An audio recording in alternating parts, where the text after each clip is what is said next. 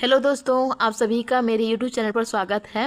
आज हम पढ़ेंगे निर्देशांक ज्यामिति, जिसे कोऑर्डिनेट ज्योमेट्री कहते हैं। यह एक नया टॉपिक है जो कि छत्तीसगढ़ सहायक शिक्षक भर्ती में आया हुआ है, सिलेबस में नया टॉपिक।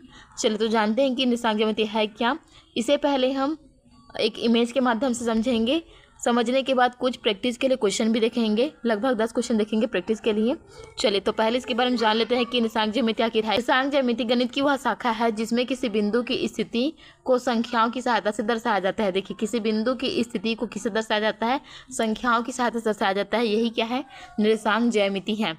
चलिए इससे रिलेटेड कुछ चीज़ें हैं, उसको जान लेते हैं हम लोग। निर्देशांक तल में दो रेखाएं होती हैं। कितनी रेखा होती हैं? दो रेखाएं होती है। एक होता है एक्स अक्ष जो कि क्षैतिज रेखा होता है, दूसरा होता है वाई अक्ष जो कि ऊर्ध्वाधर होता है। इसे हम इमेज के माध्यम से बहुत अच्छे तरीके से समझेंगे, आसान तरीके से। नेक्स्ट है, दोनों अक्ष जहां मिलते हैं उसे क्या कहते हैं? मूल बिंदु कहते हैं। निर्देशांक ज्यामिति को हम एक इमेज के माध्यम से समझते हैं। तो इसमें देखते हैं एक इमेज में, तो ए होता है एक्स अक्ष होता है, दूसरा होता है वाई अक्ष होता है। एक्स अक्ष क्या होता है? क्षैतिज होता है, और वाई अक्ष क्या है? ऊर्ध्वाधर है। और इसमें 4 भाग होते हैं, ए बी सी और डी। 4 भाग हैं। चारों भाग के लिए अलग अलग चतुर्थांश है। तो ए वाला भाग है वो क्या है? प्रथम चतुर्थांश जो प्लस और प्लस को दर्शाता है। दूसरा है द्वितीय चतुर्थांश जो कि माइनस और प्लस को दर्शाता है। उसी प्रकार तृतीय चतुर्थांश क्या है? माइनस और माइनस में है। और चौथा जो है डी वाला भाग वो है चतुर्थ चतुर्थांश जो कि प्लस और माइनस में है। ये वाला हिस्सा एक से प्लस में है, ये माइनस में है, इसका क्या हो गया? प्लस माइनस हुआ। चलिए अब इससे रिलेटेड कुछ बातें उसको जान लेते हैं। एक्स बराबर क्या है? क्षैतिज दूरी जो कि एक्स अक्ष के समांतर है। वाई ऊर्ध्वाधर दूरी है जो कि वाई अक्ष के समानांतर है। किसी बिंदु की स्थिति को एक्स और वाई से दर्शाया जाता है। किसी भी बिंदु की स्थिति को किससे दर्शाया जाता है? इस एक्स और वाई अक्ष से दर्शाया जाता है। अब इससे रिलेटेड जो बातें उसको जान लेते हैं। मूल बिंदु शून्य और शून्य, तो मूल बिंदु कौन सा है? ये वाला है मूल बिंदु जो कि शून्य और शून्य से दर्शाया गया है। नेक्स्ट है, एक्स अक्ष पर बिंदु के लिए वाई बराबर क्या होता है? 0 होता है। उसी प्रकार वाई अक्ष पर बिंदु के लिए एक्स बराबर क्या होता है? 0 होता है। प्रथम चतुर्थांश की बात करें तो प्रथम चतुर्थांश क्या है? प्लस और प्लस में है। द्वितीय चतुर्थांश किस में है? माइनस और प्लस में है। तृतीय है माइनस और माइनस में है। और चतुर्थ चतुर्थांश है प्लस और माइनस में। चलिए अब देखते हैं, धनात्मक एक्स दिशा दाईं ओर है। धनात्मक जो एक्स दिशा है, धनात्मक वाला हिस्सा कौन सी ओर है? दाईं ओर है। ये दायां हिस्सा है, राइट हैंड साइड वाला। तो ये दाईं ओर है। धनात्मक हिस्सा किस तरफ है? दाईं ओर है। इसको भी याद रखना है, धनात्मक हिस्सा किस ओर है? दाईं ओर है। इससे भी क्वेश्चन बन सकता है। फिर इसके विपरीत क्या है? ऋणात्मक वाला हिस्सा है जो कि किस ओर है? बाईं ओर है।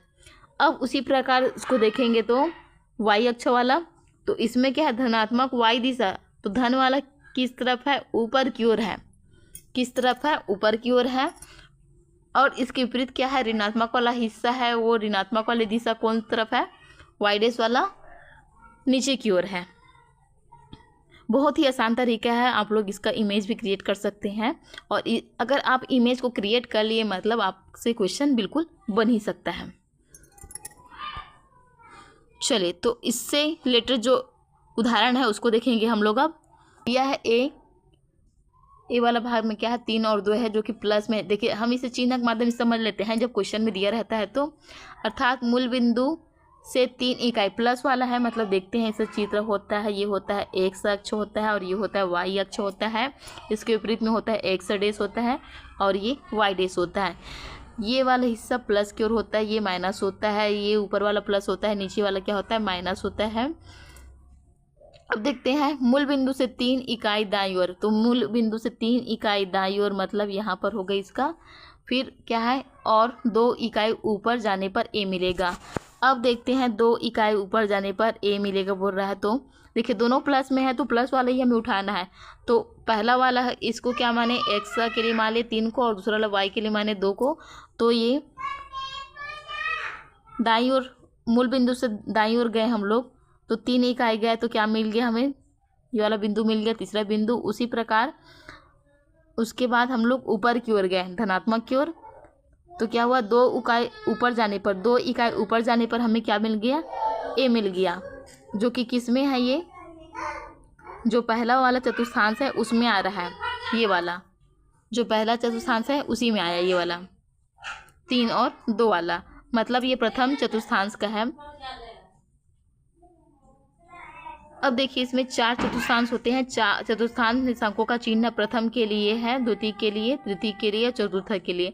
आप चाहो तो चिन्ह को भी याद कर सकते हैं। मेरे ख्याल चिन्ह को याद करने की जरूरत भी नहीं है। अगर आप इमेज को क्रिएट कर लेते हैं, अपने दिमाग में बैठा लेते हैं, तो इस तरह के चिन्हों की जरूरत आपको याद करने की जरूरत नहीं है। प्रैक्टिस के लिए 10 प्रश्न देखते हैं। प्रश्न 1, मूल बिंदु स्थान क्या है? तो मूल संख्या क्या होते हैं? ऑप्शन नंबर सी इसका आंसर है 0 और 0। एक्स अक्षर वाई अक्ष के प्रत्येक बिंदु क्या कहते हैं? 0 और 0। इसके निशांक 0 और 0 होते हैं। देखिए एक्स अक्षर वाई जो अक्ष है, दोनों के प्रतिच्छेद बिंदु को क्या कहते हैं? मूल बिंदु कहते हैं, जिससे 0 और 0 निशांक कहते हैं, दर्शाते हैं उससे।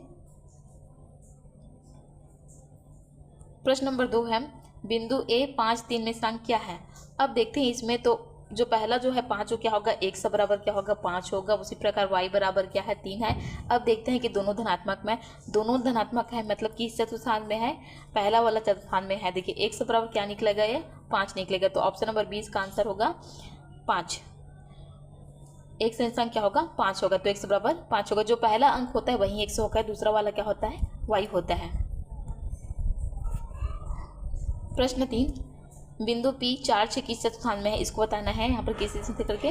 तो x बराबर क्या है, 4 है, और y बराबर क्या है, 6 है। तो देखिए ये प्लस और प्लस है, दोनों में कोई चिन्ह नहीं दिया है, मतलब प्लस में है। तो प्लस वाला किस चतुर्थांश में आता है? प्लस और प्लस वाला पहला चतुर्थांश में आता है। तो ऑप्शन नंबर ए इसका आंसर है प्रथम चतुर्थांश। दोनों क्योंकि धनात्मक है, x और y क्या है, दोनों धनात्मक है, तो ए प्रथम चतुर्थांश में आ गई।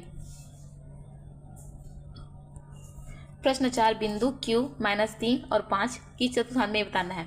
तो x बराबर क्या है, -3 है, और y बराबर क्या है, 5 है। एक माइनस है और एक प्लस है, कुछ नहीं मतलब प्लस में है। तो माइनस और प्लस वाला किस चतुर्थांश में आता है? दूसरा चतुर्थांश में आता है। तो ऑप्शन 20 का आंसर है द्वितीय चतुर्थांश। द्वितीय चतुर्थांश में x ऋणात्मक होता है और y क्या होता है, धनात्मक होता है। तो ऑप्शन 20 का आंसर हुआ। प्रश्न 5, r -4, तो x बराबर क्या है, -4 है, y बराबर क्या है, -2 है। किस चतुर्थांश में स्थित है यह बताना है। तो माइनस और माइनस वाला किस में आता है, तृतीय में आता है। तो ऑप्शन सी इसका आंसर होगा तृतीय चतुर्थांश। तृतीय चतुर्थांश में दोनों निशान ऋणात्मक होते हैं, तो यही इसका आंसर है ऑप्शन नंबर सी। प्रश्न नंबर 6, बिंदु एस 6 -3 किस चतुर्थांश में बताना है। तो देखिए x बराबर क्या है, +6 है, और y बराबर क्या है, -3 है, और ये किस में आता है, प्लस और माइनस वाला लास्ट में, चतुर्थ चतुर्थांश में। तो ऑप्शन नंबर डी इसका आंसर हुआ चतुर्थ। चतुर्थ चतुर्थांश में x धनात्मक होता है और y क्या होता है, ऋणात्मक होता है। प्रश्न 7, x अक्ष पर किसी बिंदु का कौन सा निशांक 0 होता है? x अक्ष पर कहा गया है, तो क्या होता है 0? तो ऑप्शन 20 का आंसर होगा y। x अक्ष पर प्रत्येक बिंदु के लिए y बराबर क्या होगा, 0 होगा। x अक्ष पर y बराबर क्या होगा, 0 होगा। y निशांक क्या होगा, 0 होगा। इसके अपोजिट क्या होगा, अगर इसके बाद वो प्रश्न है उसमें देख लेते हैं। इसका जस्ट अपोजिट पूछा गया, उसको देखते हैं। अभी इसमें देखते हैं y अक्ष पर, उसमें x अक्ष पूछा गया था प्रश्न नंबर 7 में, इसमें प्रश्न नंबर 8 में y अक्ष पर पूछा गया है। तो y अक्ष पर स्थित बिंदु का x निशांक कितना होगा? तो कितना होगा, ये 0 होगा। जैसे कि इसके विपरीत x अक्ष वाला पूछा गया था, उसी प्रकार ये भी प्रश्न है। तो ऑप्शन सी इसका आंसर है y अक्ष पर प्रत्येक बिंदु के लिए x बराबर क्या होगा, 0 होगा। देखिए y अक्ष पर पूछा गया है, तो y अक्ष पर x का तो मान होगा ज नहीं ना, तो x बराबर क्या होगा, 0 होगा। y अक्ष के लिए ऊपर की ओर तो x का मान होगा ज नहीं, सिर्फ y का मान रहेगा उसमें, तो x बराबर क्या होगा, 0 होगा। प्रश्न नंबर 9, a 2 3 और b 3 2 के बारे में सही कथन क्या है? तो सही कथन क्या हमें देना है। तो ऑप्शन नंबर 20 का आंसर है दोनों अलग अलग बिंदु है। निशांक का क्रम महत्वपूर्ण है। देखिए दोनों अलग अलग बिंदु कैसे हैं, देखिए इसमें का 2 और 3 दिया है, x बराबर क्या है, 2 है, और y बराबर क्या है, 3 है।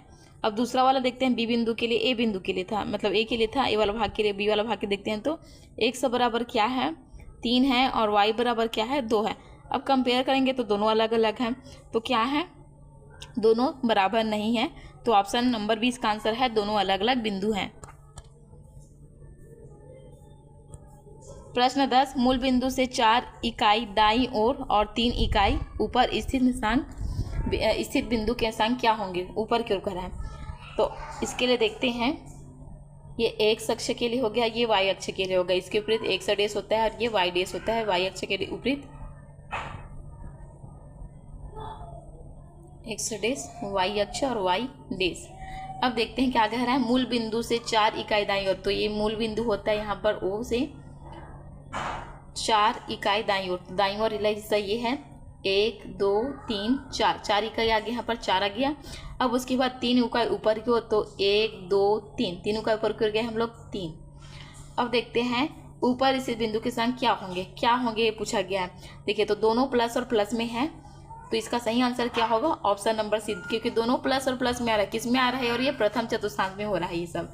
तो ऑप्शन सी इसका आंसर है 4 और 3। यहाँ पर चिन्ह के साथ अगर अलग अलग दिया होता तब क्या होता ये, अगर माइनस या कोई और चिन्ह देते तो अलग होता आंसर। तो ऑप्शन सी इसका आंसर होगा प्लस प्लस के कारण। Thank you everyone. वीडियो पसंद हो तो लाइक से जरूर करें, साथ ही मेरे चैनल को सब्सक्राइब करेंगे। मिलेंगे और अन्य वीडियो के साथ, तब तक के लिए आप सभी को अलविदा।